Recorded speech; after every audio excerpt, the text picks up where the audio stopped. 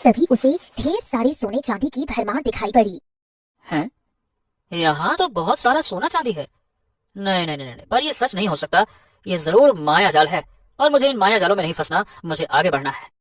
फिर अर्जुन सारे खजाने को नजरअंदाज करके आगे बढ़ गया। वो थोड़ा ही आगे गया था कि तभी उसे एक चीख सुनाई पड़ी। अरे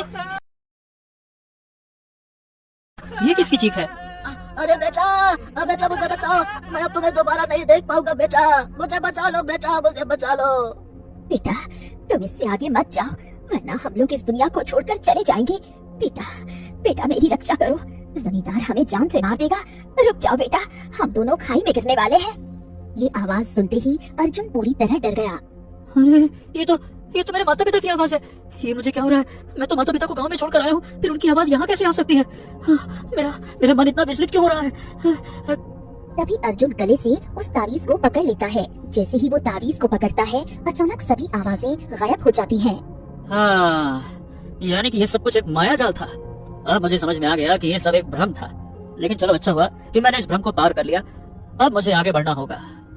फिर अर्जुन आगे बढ़ जाता है।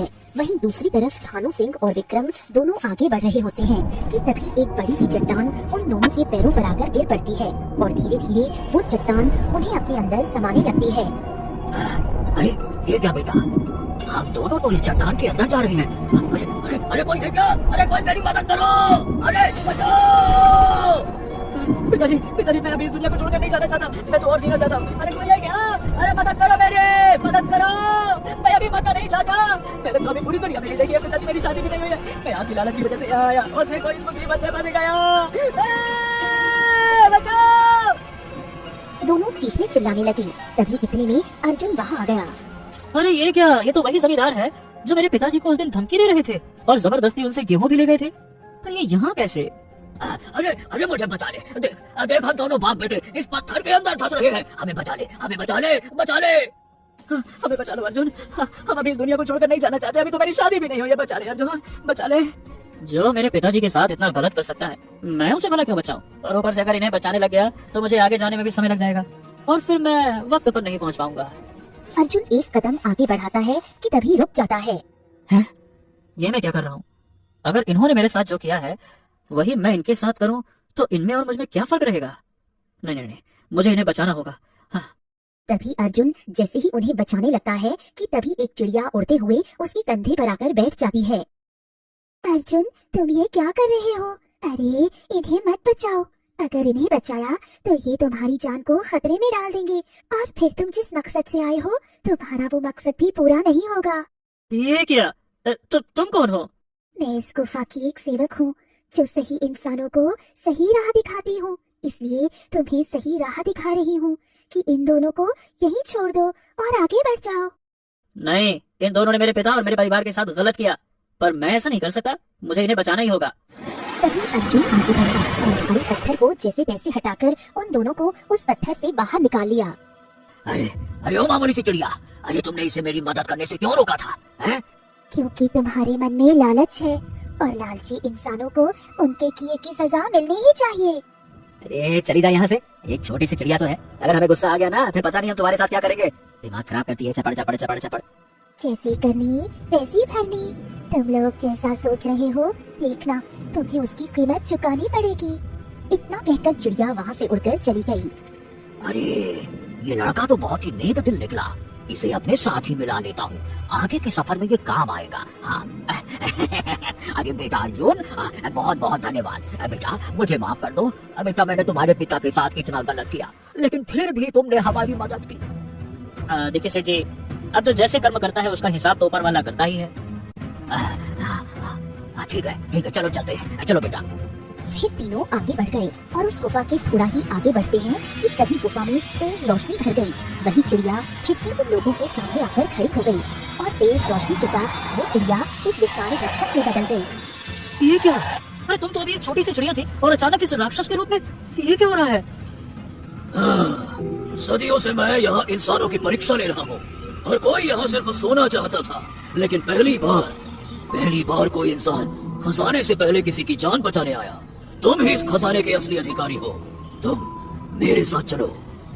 तभी रक्षक आगे बढ़ गया और अर्जुन उसके पीछे पीछे जाने लगा। बेटा आप भी इसके पीछे पीछे चलते हैं। अरे क्या पता इसे खजाना मिले और सही मौका पाकर हम वो खजाना लेकर यहाँ से रफू चक्कर हो जाए, हैं? हाँ पिताजी आप बिल्कुल ठीक कह रहे हैं, चलो हम इसी पीछे चलते हैं, आ जाओ। फिर भानु सिंह और विक्रम भी चुपके से अर्जुन के पीछे जाने लगे। वो रक्षक अर्जुन को एक बेहद ही विशाल कक्ष में ले जाता है, जहाँ चारों तरफ सोने के पहाड़, हीरे जवाहरात और राजसी मुकुट रखे होते हैं। तुमने अपनी नेक दिली से इस जगह तक आने की हिम्मत की। अब ये सारा खजाना तुम्हारा है, लेकिन इसका सही इस्तेमाल करना, क्योंकि सही उपयोग ही इस खजाने की असली शक्ति है। अब मेरा कार्य पूरा हुआ। तभी एक तेज रोशनी फैली और वो रक्षक वहाँ से गायब हो गया। मैंने कभी सोचा नहीं था कि इतना सारा खजाना मैं एक साथ अपनी आंखों से देखूंगा। चलो आगे चलकर देखता हूँ। तभी अर्जुन जैसे ही उस खजाने के बीच में जाता है तो वहाँ एक विशाल पत्थर की पट्टी रखी हुई थी, जिसके ऊपर कुछ लिखा हुआ था। ये क्या? इस पट्टी पर कुछ लिखा हुआ है पर कुछ समझ नहीं आ रहा। चलो आगे बढ़ता हूँ और पढ़ने की कोशिश करता हूँ। फिर अर्जुन वहीं खड़ा होकर धीरे धीरे अक्षरों को पढ़ता है। धन उस व्यक्ति का है जो धन का दास नहीं बनता। ये तो बिल्कुल सही लिखा है। अगर व्यक्ति धन का दास बन जाए तो वो धन किसी काम का नहीं रहता। इसलिए धन तो हमेशा गरीबों और दुखियों की मदद करने के लिए होना चाहिए, ना कि उसकी गुलामी करने के लिए।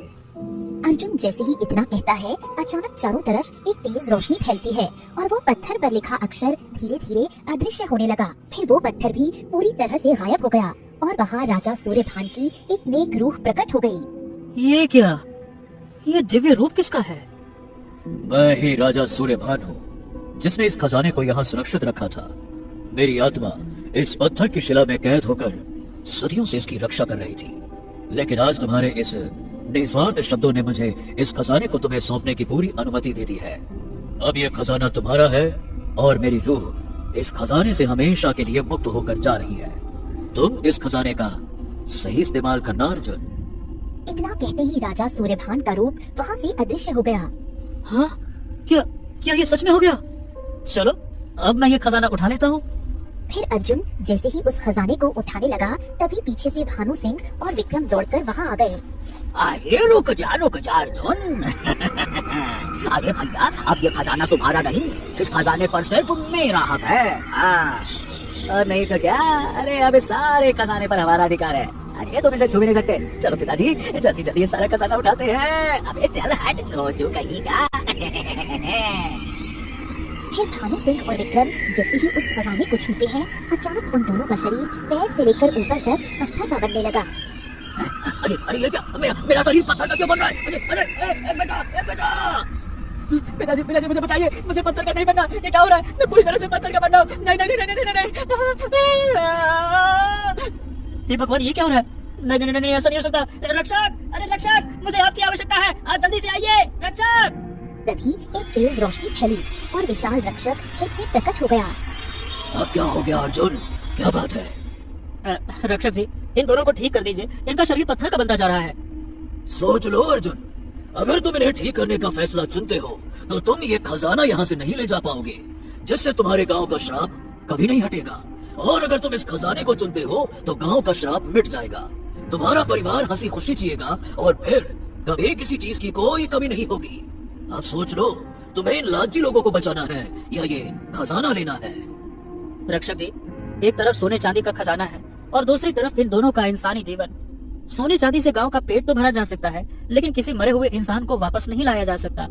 अगर मैं खजाने के लालच में इन्हें यहाँ पत्थर का बनने के लिए छोड़ दूंगा तो मुझ में भी वही लालच आ जाएगा जिसके लिए आप इन दोनों को सजा दे रहे हैं। इंसानी जान से बढ़कर इस दुनिया में कोई खजाना नहीं है, इसीलिए आप भले ही मुझे खजाना मत दीजिए पर इन दोनों को जीवन दान दे दीजिए।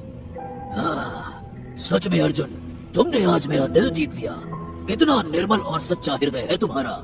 ठीक है, ले जाओ इन लालचियों को, मैं इन्हें आजाद करता हूँ। तभी तेज रोशनी फैलती है और वो दोनों फिर से अपने असली इंसानी रूप में आ गए और उनका पत्थर बना शरीर बिल्कुल ठीक हो गया। अर्जुन, तुमने स्वार्थ से ऊपर उठकर एक महान फैसला लिया है, इसीलिए तुम्हारी इस परीक्षा के बाद ये खजाना भी तुम्हारा है और मैंने इन लोगों को भी ठीक कर दिया। अब तुम इन्हें ले जा सकते हो। इतना कहकर रक्षक वहाँ से हमेशा के लिए चला जाता है। हाँ मुझे ये सारा खजाना ले जाकर महाराज को सौंपना होगा। मुझे मुझे माफ कर दे बेटा, मैंने तुम्हारे और तुम्हारे पिताजी के साथ कितना गलत किया, लेकिन फिर भी तुमने आज हमारी जान बचा ली बेटा, जान बचा ली। हाँ अर्जुन, मैंने कभी नहीं सोचा था कि हमारे लालच का ऐसा भयानक अंजाम होगा। आज तुम्हारी ईमानदारी की वजह से ही हम जिंदा हैं। हमें अब ये धन नहीं चाहिए, हमें माफ कर दो। अब जो भी हो, अब हमें यहाँ से तुरंत राजमहल की तरफ चलना होगा। चलो। फिर अर्जुन वो सारा धन ले लेता है और वहाँ से भानु सिंह और विक्रम के साथ राजमहल पहुँचता है। राजा विक्रम देव ये अद्भुत दृश्य देखकर खुशी से झूम उठे। अरे वाह, इतना सारा धन! मैंने कभी सपने में भी नहीं सोचा था कि तुम लोग ऐसा असंभव कार्य कर पाओगे। हाँ महाराज, ये देखिए, मैं सारा खजाना उस काली पहाड़ी से सुरक्षित लेकर आया हूँ और हमारे गांव पर ये लगा श्राप भी अब खत्म हो गया है। तभी राजा विक्रम देव आगे बढ़े और उस खजाने में से एक चमकता हुआ राजसी मुकुट उठाकर जैसे ही अपने सिर पर रखा, अचानक राजमहल के ऊपर तेज रोशनी फैली, आसमान में घने काले बादल छाने लगे और तेज गर्जना के साथ झमाझम बारिश शुरू हो गई। किसी देखते ही राजा विक्रम देव खुशी से गदगद हो गए। वाह वाह वाह आज पूरे 2 साल बाद हमारे राज्य में बारिश हो रही है। सच में अर्जुन, तुमने हमारे राज्य का श्राप तोड़ दिया। आखिर तुमने ये सब किया कैसे? हमें पूरा सच बताओ। महाराज, इस चमत्कार का पूरा सच मैं आपको बताता हूँ। तभी भानु सिंह राजा को सारा सच बता देता है। ये सुनकर राजा विक्रम देव गुस्से में आ गए। भानु सिंह, तुमने एक बेबस किसान के साथ ऐसा किया? तुम्हें शर्म नहीं आती अपने मुंह से ये सब कहते हुए, जैसे कोई गर्व का काम किया हो? महाराज, मैं क्या कहूँ, इस लड़के अर्जुन ने मेरी जान बचाई। अगर मैं अपने पापों का प्रायश्चित नहीं करूँगा तो मेरे जीवन का कोई मतलब नहीं रहेगा। इसीलिए मैंने अपने सारे गुनाह आपके सामने कबूल किए हैं।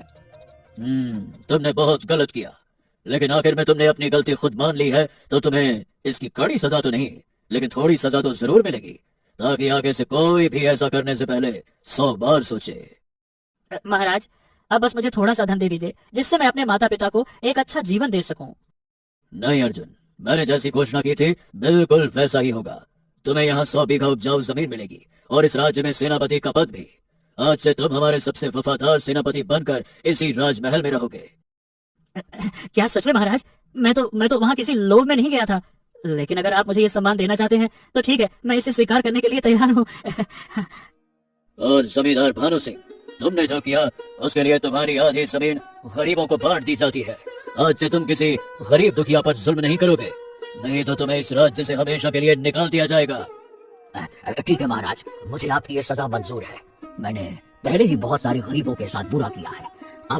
अब जब मैं मौत के करीब था तब मुझे एहसास हुआ कि मुझे ऐसा नहीं करना चाहिए था। अब मेरा हृदय परिवर्तन हो गया है महाराज।